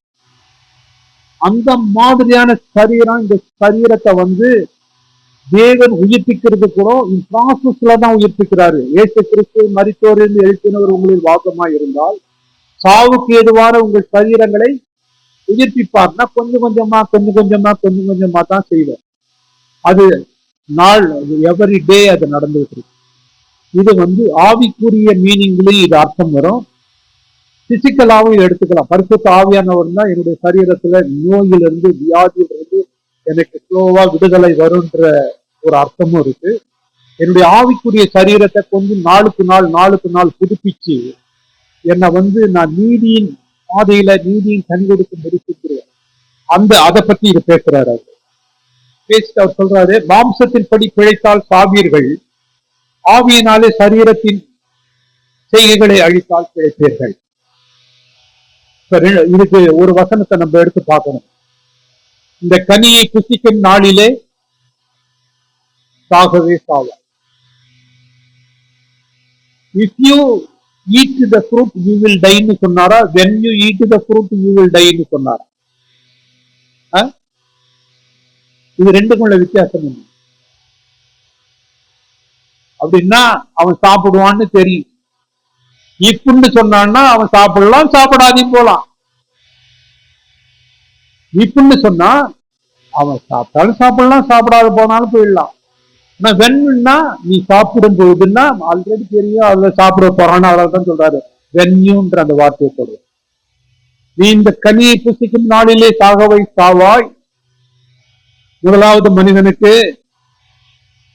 ஏதேன் தோட்டத்துல சத்தம், இன்னைக்கு சபைக்கு நமக்கு ஒரு சத்தம் வருது, நீ மாம்சத்தின் படி பிழைத்தால் சாவீர்கள், மாம்சத்தின் கிரியைகளை பரிசுத்த ஆவியானவர் அழித்தால் பிழைப்பீர்கள்னா ரெண்டும் ஒண்ணுதான். அதுவும் இது ஒண்ணுதான். நீ மாம்சத்தின்படி நடந்துன்னா உனக்கு சாவுதான், உனக்கு அழிவுதான், உனக்கு நாசம் தான், உனக்கு நிர்பந்தம் தான். அப்படிதான் ரோமர் 3 சொல்லு. உங்கள் வழி நாசம், மோசம், நிர்பந்தம். அது வந்து என்னன்னு கேட்டீங்கன்னா, மாம்சத்தின்படி நீங்க போகக்கூடாது. எவர்கள் தேவனுடைய ஆவியினால் நடத்தப்படுகிறார்கள் அவர்கள் தேவனுடைய புத்திரராக இருக்கிறார். இங்க வந்து சொல்றாரு, you are the sons and daughters of God. நீங்க குழந்தைங்க கிடையாது, புத்திரர். அப்படின்னா மெச்சூர். எப்படி மெச்சூர்னா, அந்தபடி திரும்பவும் பயப்படுவதற்கு நீங்கள் அடிமைத்தனத்தின் ஆவியை பெறாமல் அப்பா பிதாவே என்று கூப்பிடப்படுகிற புத்திர சுகாரத்தின் ஆவியை பெற்றீர்கள். நாம் தேவனுடைய பிள்ளைகளாக இருக்கிறோம் என்று ஆவியானவர் தாமே நம்முடைய ஆவியுடன் கூட சாட்சி கொடுக்கிறார். இப்ப என்னுடைய ஆவியில பரிசுத்த ஆவியானவர் சொல்றாரு, நம்ம முதல்ல படித்தோம், ஆவியும் கனெக்ட் ஆயிட்டு. இப்ப நான் தேவனுடைய பிள்ளையா இல்லையான்னு எனக்கு எப்படி தெரியும்னு கேட்டீங்கன்னா, பரிசுத்த ஆவியானவர் சொல்லுவாரு, நீ தேவனுடைய பிள்ளை. நான் எப்படின்னா, எனக்கு அந்த ஆவியை கொடுத்திருக்கிற அப்பா பிதாவே என்று கூப்பிடப்படுகிற புத்திர சிங்காரத்தின் ஆவி. அப்படின்னா நான் வந்து பிதாவேன்னு சொல்றப்ப என்னப்பா அப்படின்னு கேட்கிறார். என்னுடைய ஆவியோட அவர் பேசுறாரு. நான் தேவனுடைய புள்ளன்றத எனக்கு உணர்த்துறாரு, நிரூபிக்கிறார். அப்படி அதுல என்ன நிச்சயம்னு கேட்டீங்கன்னா, இதுல வந்து நாம் பிள்ளைகளானால் சுதந்திரர், கிறிஸ்துவனுடனே கூட உடன் சுதந்திரர், கிறிஸ்துவோட கூட நாம் மகிமைப்படும்படிக்கு அவரோட கூட பாடுபட்டால் அப்படி ஆகும். ஆதலால் இக்காலத்து பாடுகள் இனி வரும் மகிமைக்கு ஒப்பிடத்தக்கவைகள் அல்ல. இப்பதான் வருது நம்ம சுதந்திரர். அவரு வீட்டுல இருக்கிறோம், இயேசு கிறிஸ்து ஓனரு, அவரு இன்ஹெரிட்டன்ஸ்லாம் அவருக்கு, அவரோட நமக்கும் சேர்ந்து நமக்கும் வந்து சுதந்திரம் இருக்கு. ஆனா கண்டிஷன் என்னன்னு கேட்டீங்கன்னா, அவரோட கூட பாடுபட்டால் அப்படி ஆகும். அவரோட கூட பாடுபடலன்னா அப்படி ஆகாது. அதனால இவர் என்ன சொல்றாரு, அதனால என்னப்பா இக்காலத்து பாடுகள் இனிவரும் மகிமைக்கு ஒப்பிடத்தக்கவைகள் அல்ல. எனக்கு ஒரு மகிமை வரப்போது, நான் தேவனோட போக போறேன், நான் தேவனுடைய ராஜ்யத்துக்கு போக போறேன். இந்த இடத்துல எனக்கு வீடு இருந்தா என்ன, வீடு இல்லாதுன்னா என்ன, எனக்கு எது நடந்தா என்ன, எது நடக்குதுன்னா என்ன, நான் தேவனுடைய வீட்டுக்கு போக போறேன். அந்த மகிமைய பார்க்காததுனால தான் நம்ம இந்த உலகத்தை பிரிச்சு, அந்த மகிமைய ஆவிக்குரிய கண்கள்ல நம்ம பார்த்திருந்தோம்னா, ஓ இவ்வளவு பெரிய மகிமையா அப்படின்னு சொல்லி நம்ம ஆச்சரியப்பட்டு. அதனால மேலும் தேவனுடைய புத்திரர் வெளிப்படுவதற்கு அது படிங்க 19 மேலும் தேவனுடைய புத்திரர் வெளிப்படுவதற்கு சிருஷ்டியானது மிகுந்த ஆவலோட காத்து கொண்டிருக்கிறது. அது ஏனென்றால் சிருஷ்டியானது அழிவுக்குரிய அடிமைத்தனத்தினின்று விடுதலையாக்கப்பட்டு தேவனுடைய பிள்ளைகளுக்குரிய மகிமையான சுயாதீனத்தை பெற்றுக்கொள்ளும் என்கிற நம்பிக்கையோட அந்த சிருஷ்டியானது சுய இஷ்டத்தினால் அல்ல, கீழ்ப்படுத்தினவராலேயே மாயைக்கு கீழ்ப்பட்டிருக்கிறது. ஆகையால் நமக்கு தெரிந்திருக்கிறபடி இதுவரைக்கும் சர்வ சிருஷ்டியும் ஏகமாய் தவித்து பிரசவ வேதனைப்படுகிறது. அதுவும் அல்லாமல் ஆவியின் முதற் பலன்களை பெற்ற நாமும் கூட நம்முடைய சரீர மீட்பாகிய புத்திர சுவிகாரம் வருகிறதற்கு காத்திருந்து நமக்குள்ளே தவிக்கிறோம். 23 சொல்லுது, உண்மையிலே பரிசுத்த ஆவியானவரை பெற்றுக்கொண்டவர். உண்மையிலே பரிசுத்த ஆவியானவரை பெற்றுக்கொண்டவங்க எப்ப இயேசு வருவார்னு காத்துக்கிட்டு இருக்காங்க. ஆவியின் முதற் பலன் அப்படின்னு கேட்டா ஃபர்ஸ்ட் இப்போதைக்கு நமக்கு ஒரு சாம்பிள் தான் கொடுத்துருக்காரு. நம்ம ஒரு பொருள் வாங்கினோம்னா ஒரு சாம்பிள் கொடுப்பாங்க. ஐஸ்கிரீம் வாங்கினா கொஞ்சம் சாப்பிட்டு பாருங்க, அது மாதிரி இப்போ ஒரு சாம்பிள் தான் கொடுத்துருக்கிறாரு. இப்ப என்ன பண்ணுதுன்னு கேட்டீங்கன்னா, அவரு வரப்போறாரு, என்னைக்கு வருவாரு, எப்போ வருவாருன்னு நம்ம காத்துக்கிட்டு இருக்கிறோமா? நம்ம ஆவி காத்துக்கிட்டு இருக்கான், எப்ப இயேசு கிறிஸ்து வருவாரு, மத்திய ஆகாயத்துல எப்போ வருவாரு காத்து. சரி, நம்ம காத்துக்கிறதுல ஒரு நியாயம் இருக்கு.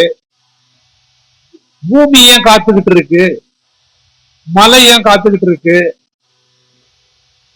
ஏன் கடல் காத்துக்கிட்டு இருக்கு, ஏரி நிலம் ஏன் காத்துக்கிட்டு இருக்கு அப்படின்னு சொன்னா, அதுவும் காத்துக்கிட்டு இருக்கான். என்னைக்கு தேவங்களை வரப்போறாங்க, அவங்களுக்கும் விடுதலை வேணுமா? அவங்களுக்கு என்ன விடுதலை எதுல இருந்து வேணும்னு கேட்டீங்கன்னா, ஆதாம் முதல்ல பாவம் செஞ்சப்ப தேவன் பூமியை சபிச்சிட்டாரு இல்லையா? அந்த கர்ஸ்ல என்ன இருக்கு?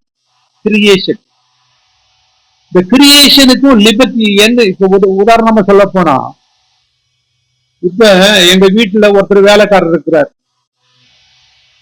எனக்கு துன்பப்படுத்தினவரு, என்னை நஷ்டப்படுத்தினவரு, எனக்கு விரோதமா இருந்தவரு ஒருத்தர் எங்க வீட்டுக்கு வராரு. நான் சொல்றேன், தம்பி அவர் வரப்போறாரு, அவருக்கு வேண்டிய எல்லா ஆகாரத்தையும் செஞ்சு கொடுங்க அப்படின்னு சொல்றேன். ஏன் நான் ரட்சிக்கப்பட்டுட்டேன், எனக்கு எதிரி கிடையாது, என்னுடைய அன்பை நான் காமிக்கணும்னு நான் சொல்றேன்.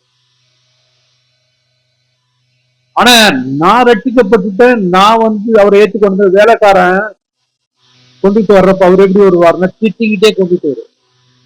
அவருக்கு நிம்மதியே இருக்காது. இதெல்லாம் அயோக்கியம் இந்த இடத்துல சாப்பிட்டு இருக்காரு.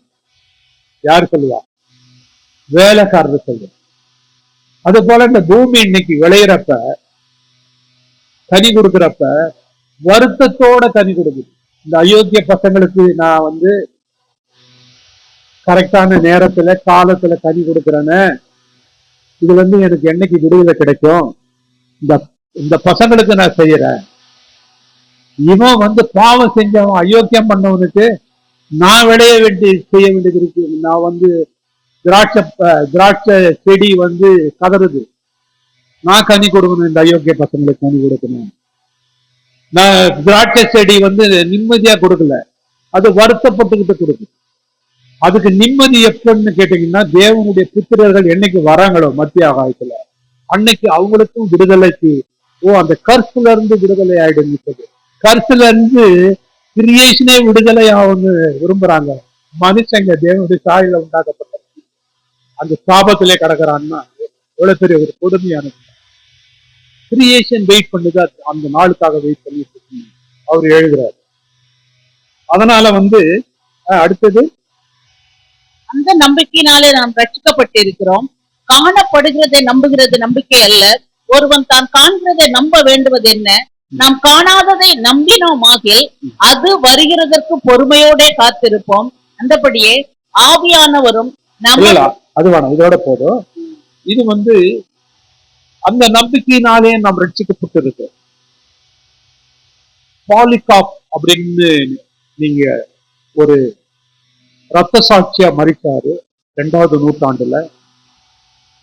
அவரு சிமர்னா சபையினுடைய கடைசி அப்போஸ்தலர். அவரை கொலை பண்றதுக்கு அவங்க வராங்க, அவரை பிடிக்கிறாங்க. அவரு 86 வயசு. அவரு 86 வயசுனா நீங்க கற்பனை பண்ணி பார்க்கலாம் அவருடைய கண்டிஷன் எப்படி இருக்கு. ஒரு குதிரையில 4 ஆள் வந்தாங்க. யூஆர் அண்டர் அரெஸ்ட் பண்ணாங்க. அவர் ஒரு தேவ மனிதன், அப்போஸ்தலர். அவரு மேல மாடியில இருக்கிறாரு. நியூஸ் வந்துருச்சு, இந்த மாதிரி போலீஸ் வந்துட்டாங்க, நீங்க வா. ஏன்னா அது ரெகுலரா நடக்குது. குடிச்சிட்டு கொலை பண்ணிட்டு ஒரு கிரவுண்டுல எல்லாம் ரெடியா இருக்காங்க. இவர் வந்தவொடனே இவர் சொன்னாரு, எனக்கு ஒரே ஒரு ஹெல்ப் மட்டும், என்ன வேணும்? ஒரு மணி நேரம் எனக்கு ஜெபம் பண்றதுக்கு டைம் கொடுங்க, நான் ஜெபம் பண்ணிட்டு. அவர் ப்ரொட்டஸ்ட் எல்லாம் பண்ணல. 86 வயசு, என்னத்தை ப்ரொட்டஸ்ட் பண்ண? நான் ஜெபம் பண்ண. சரிங்க. அவங்க அந்த சோல்ஜர்ஸ் பேசுறாங்களாம், என்ன அநியாயம், ஒரு 86 வயசு ஆளை அரெஸ்ட் பண்ணி கூப்பிட்டு வர சொல்றாங்கன்னு அவங்களே பேசிட்டு இருக்கிறப்ப ஒரு வேலைக்காரனை கூப்பிட்டு சாப்பாடு கொடுங்க கொடுங்கன்னா அவங்க சாப்பிட்டுருக்காங்க. இவர் 1 மணி நேரம் கேட்டவொன்னே 2 மணி நேரம் கொடுத்துட்டாங்க. 2 மணி நேரம் கொடுத்தவொடனே சரி அரெஸ்ட் பண்ணிட்டு கூட்டிட்டு போறாங்க. கிரவுண்ட்ல எல்லாம் ரெடியா இருக்கிறாங்க. இப்படி கூட்டிட்டு போய் நெருப்பை வச்சு கொளுத்தி அதை பார்த்து சந்தோஷப்படுற கூட்டம். அந்த ராஜா, ரோமன் கவர்மெண்ட் ராஜாவுக்கு அதுல தெரியும். அந்த கிரவுண்ட்ல போனோம்னா ஒண்ணு சொல்லணும், அதாவது என்ன சொல்லணும்? சீசர் தேவன் சொல்லணும், இயேசு கிறிஸ்து தேவன் இல்லைன்னு மறுதளிக்கணும். இவரை போய் என்ன சொல்லியிருக்காங்க, நீங்க உங்களுக்கு வயசாயிடுச்சு, நீங்க உங்களுக்கு ஒரு ஆப்ஷன் தரோம், இயேசு கிறிஸ்து தேவன் இல்லைன்னு சொல்லிட்டு மறுதளிச்சு வீட்டுக்கு போயிடுங்க. இப்ப நம்மளா இருந்தா மறுதளிச்சுட்டு வீட்டுக்கு வந்துட்டு, ஆண்டவரே நான் மறுதளிக்க வேண்டிய சூழ்நிலை வந்துருச்சு, என்ன மன்னிச்சிங்கன்னு சொல்லிடுவேன். அவர் என்ன சொன்னாரு? 86 வயசும் எனக்கு நன்மை செய்த என் தேவனை நான் மறுதளிக்க முடியும். இந்த தேவனை நான் எப்படி மறுதளிக்க முடியும்? 86 வருஷம் அவர் கையிலிருந்து நான் நன்மை கிடைக்க ஆதனை பண்ண. நெருப்பை கொளுத்துங்கப்பான்ட்டாங்க, நெருப்பை கொளுத்துறாங்க. அவரை இந்த மாதிரி ஒரு ஸ்டாண்டில் கட்டி நெருப்பை சுத்தி நெருப்பு வைக்கிறாங்க. ஒரு காத்து அந்த பிளேம் அப்படியே தள்ளிவிட்டு அவரு எரியல, ஆனா சுத்தி பிளேம் இருக்கு. உடனே ராஜாவுக்கு கோபம் ஈட்டியால குத்துறான்னு ஈட்டியால எடுத்து குத்தி அவர் சரீரத்துல இருந்து வந்த ரத்தம் அந்த அந்த ஃபயர் ஃபுல்லா அணைச்சு.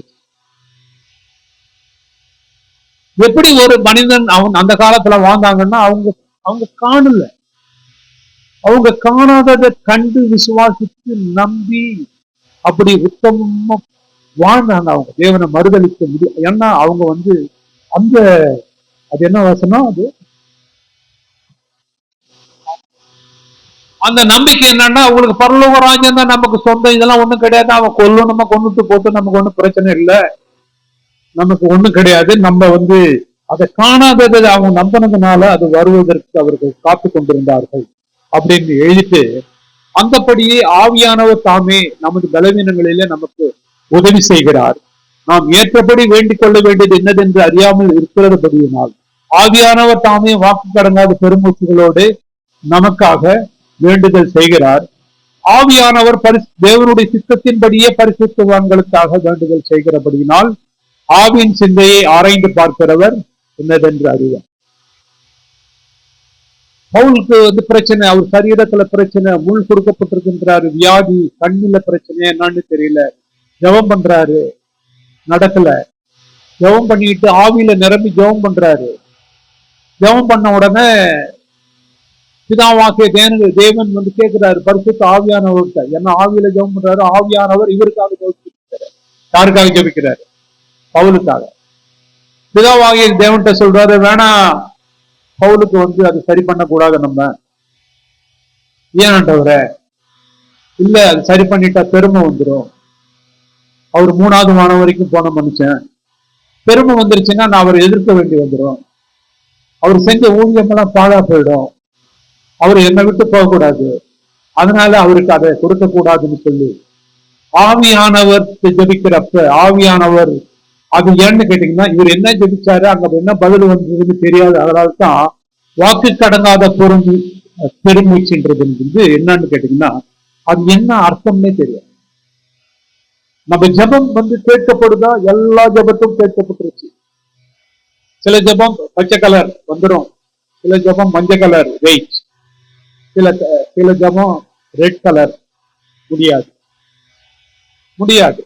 நம்மளுடைய பரிசுத்தத்துக்கும் நம்மளுடைய நீதிக்கும் நம்மளுடைய ரட்சிப்புக்கும் பாதகமா எதையாவது ஜெபித்தோம்னா அது நடக்கவே நடக்காது. அல்லேலூயா. ஏதாவது ஒரு ஆசீர்வாதம் என்னை கெடுத்துரும், நான் தேவனுடைய ராஜ்யத்துக்கு போறதை கெடுத்துரும், தேவ பிள்ளைகளை கெடுத்துரும்னு சொன்ன கர்த்தர் அதை கொடுக்கவே மாட்டாரு. நம்ம என்ன நினைச்சிட்டு இருக்கோம், நம்ம ஜெபம் பண்ணோம், எனக்கு கிடைக்கல, நமக்கு தெரியல, ஜெபம் கேட்கப்பட்டுருச்சு. பழைய ஏற்பாட்டு காலத்துல ஜெபம் போறப்ப மத்திய ஆகாயத்துல பிசாசு நிறுத்திடுவான். தானியேல் தீர்க்கதரிசி ஜெபம் பண்ணப்ப அங்க போயிட்டு நிற்கும், 21 நாள் நிற்கும். இப்ப புதிய ஏற்பாட்டுல அப்படி கிடையாது. இப்ப ஜெபம் பண்ணீங்கன்னா அடுத்த நிமிஷம் பரலோக ராஜ்யத்துக்கு போயிடும். ஏன்னு கேட்டீங்கன்னா, பரிசுத்த ஆவியானவர் கொண்டுட்டு போயிடுவாரு. அங்க பரிசுத்த ஆவியானவர் ஜெபத்தை எடுத்துட்டு போறப்ப எந்த சாத்தானும் நடுவில் வந்து நிற்கணும். அதுதான் அதனுடைய அர்த்தம். அந்த அர்த்தம் அதுலதான் பரிசுத்த ஆவியானவரால நம்ம ஜெபிக்கணும். ஜெபிக்கிறப்ப எப்பயுமே பரிசுத்த ஆவியானவர்கள் நம்ம ஜெபிக்கணும். அன்றியும் அவருடைய தீர்மானத்தின்படி அழைக்கப்பட்டவர்களா தேவனிடத்தில் அன்பு கூறுவர்களுக்கு சகலமும் நன்மைக்கு ஏதுவாக நடக்கிறது என்று அறிந்திருக்கிறோம். அருமையான வாக்குத்தத்தம், அருமையான வாக்குத்தத்தம். இதை டெய்லி சொல்லி ஜெபிக்கிறோம். நமக்கு எல்லாம் நன்மைக்கு ஏதுவா நடக்குது. நமக்கு எந்த தீமைக்கு ஏதுவா நடக்கவே நடக்காது. தீமைக்கு ஏதுவான என்ன சொல்றேன்னா, நம்ம கண்ணுக்கு அது தீமையா இருக்கு, அது நல்லதா போய் முடிச்சிருவாரு. அது நமக்கு விரோதமா உருவாக்கப்படும் எந்த ஆயுதமும் வாய்க்காது. சில சொல்லுவாங்க, எங்க ஆபீஸ்ல நான் மேல் அதிகாரி என்ன தப்பா நடக்கிறார், எனக்கு வர வேண்டிய இன்கிரிமெண்ட் கரெக்டா கொடுக்கல, ப்ரொமோஷன் கொடுக்கல. நான் சொல்றேன், அதெல்லாம் நல்லது. அது ஏதோ ஒரு நன்மையில போய் முடியும், நமக்கு தெரியாது, அது நமக்கு என்னன்னு தெரியாது, அது நன்மையில போய் முடிஞ்சிடும். 40 வருஷம் நான் சர்வீஸ்ல இருக்கிறேன். இப்ப சேர்த்து நான் 47 வருஷம் சர்வீஸ் இன்னும் பண்ணிட்டு இருக்கிறேன். என்னுடைய 47 வருஷம் சர்வீஸ்ல நான் கண்டுபிடிச்ச ஒரு மிகப்பெரிய உண்மை, புறஜாதியார் மத்தியில வேலை செய்யற நம்மள யாரும் ஒண்ணும் பண்ண முடியாதுன்றதை கண்டுபிடிச்சேன். தேவன் நம்மளோடு இருந்தா நமக்கு விரோதமா இருப்பவன் யார்? அதுதான் அடுத்த பாயிண்ட்ல வருது. நம்முடைய குமாரன் அநேக சகோதரருக்குள்ளே முதற்பேரானவராக இருக்கும் போது தேவன் எவர்களை முன்னறிந்தாரோ அவர்களை தமது குமாரனுடைய சாயலுக்கு ஒப்பாயிருப்பதற்கு முன் குறித்திருக்கிறார். எவர்களை முன் குறித்தாரோ அவர்களை அழைத்திருக்கிறார். எவர்களை அழைத்தாரோ அவர்களை நீதிமானாக்கியிருக்கிறார். எவர்களை நீதிமானாக்கிறாரோ அவர்களை மகிமைப்படுத்தியிருக்கிறார். இதுகளை குறித்து நாம் என்ன சொல்லுவோம்? தேவன் நம் பட்சத்தில் இருந்தால் நமக்கு விரோதமாக இருப்பவன் யார்? ஃபர்ஸ்ட், நமக்கு விரோதமா யாரும் இருக்க முடியாது. ஆனா நமக்கு விரோதமா நம்ம இருக்கலாம். என்ன பயந்துருவோம். இவ்வளவு வாக்குத்தத்தத்துக்கு பிறகு கூட எப்படி பயம் வருதுன்னு எனக்கு புரியவே இல்லை. பயப்படுகிறவர்களும் அவிசுவாசிகளும் 2ஆம் மரணமாகிய அந்த மரணத்துல பங்கடைவார்கள்ன்றப்ப எவ்வளவு பெரிய சீரியஸான ஒரு மேட்டர். நம்ம பயப்படவே கூடாது. எதை குறித்தும் கவலைப்படக்கூடாது. ஏன் கவலைப்படக்கூடாதுன்னா, ஆண்டவர் 33 வருஷத்தினுடைய அனுபவத்தை ஒரே ஒரு லைன்ல சொல்றாரு, நாளைய தினத்தை குறித்து கவலைப்படும், அதன் நாளுக்கு. அப்படின்னா என்ன அர்த்தம்? Every day I have to live every day. அப்படின்னா நாளைக்கு நான் நாளைக்கு கவலைப்படக்கூடாது. இன்னைக்கு பாடா, எஸ், நாளைக்கு என்ன பாடு இருக்கு, நாளன்னைக்கு அதை பத்தி நான் கவலைப்பட வேண்டிய அவசியம் இல்லை. ஏன்னு கேட்டீங்கன்னா, எனக்கு பாடு இருக்கு, எனக்கு நான் ரொம்ப சந்தோஷம். அந்த பாடு வர்றப்ப இயேசு என்னோட இருக்கிறார், உங்களோட இருக்கிறார். இயேசு உங்களை தனியா அனுப்பிச்சிட்டு நீங்க பாடுல நீங்க போனீங்கன்னா நீங்க கவலைப்படலாம். அப்படி கிடையாது. கர்த்தர் உங்களோட இருக்கிறார். பரிசுத்த ஆவியானவர் நம்மளோட இருக்கிறார். ரெசிடென்ட்னு சொல்லுவாங்க.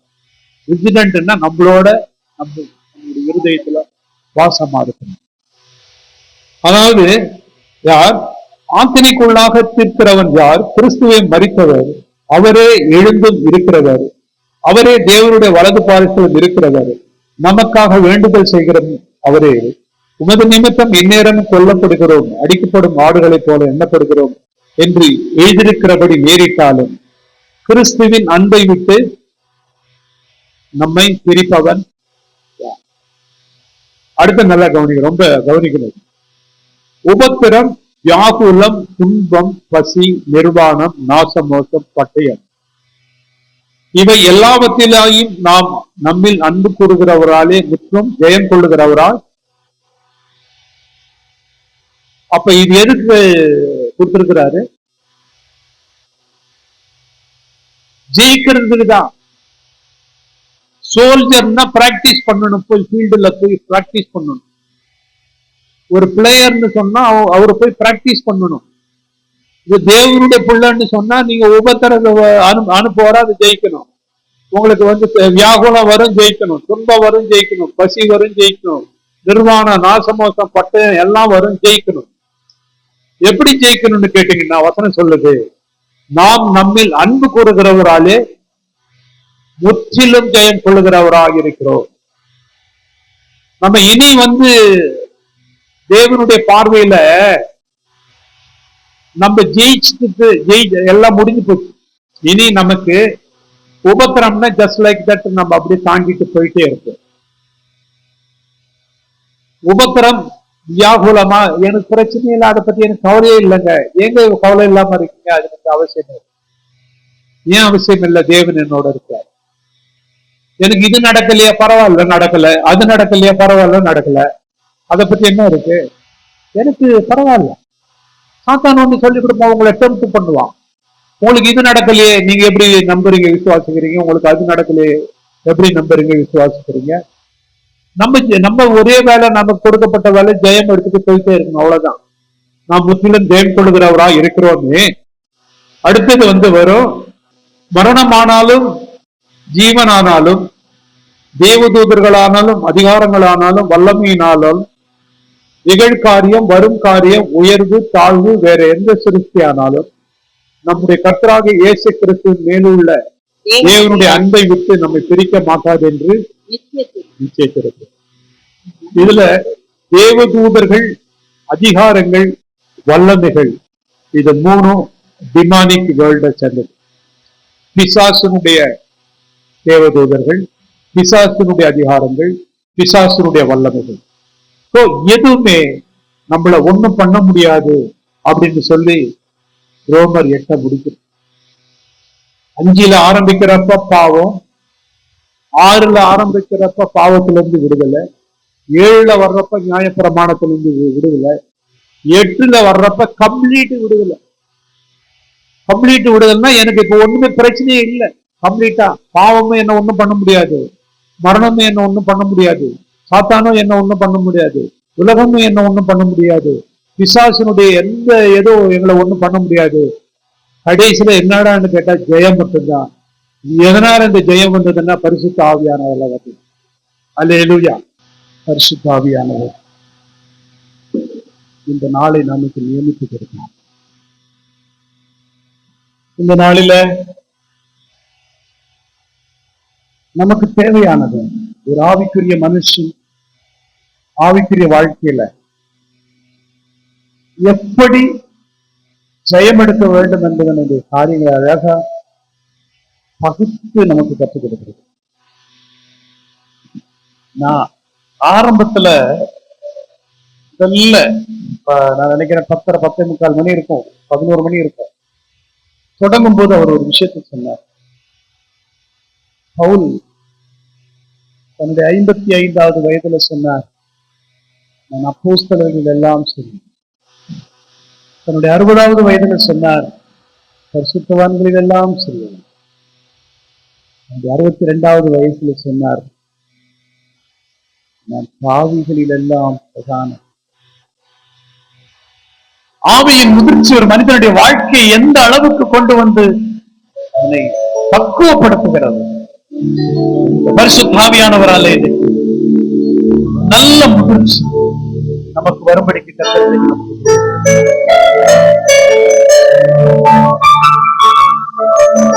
ஒருவேளை என்னை பாவம் ஆளுகிறது, நான் பாவத்துக்கு அடிமையா இருக்கிறேன் என்று சொல்லி கலக்கத்தோடு இங்கே வந்திருப்பீர்களே, ஆனால் நீங்கள் பாவி அல்ல, நீங்கள் இயேசு கிறிஸ்துவின் ரத்தத்தினாலே மீட்கப்பட்டு பாவ பிரமாணத்தில் நின்று விடுதலையாக்கப்பட்டவர்களாய் நீங்கள் கிறிஸ்துவினாலே முற்றும் ஜெயம் கொள்ளுகிறவர்களாய் என்று கிடந்தது. அல்லேலூயா, அல்லேலூயா, அல்லேலூயா.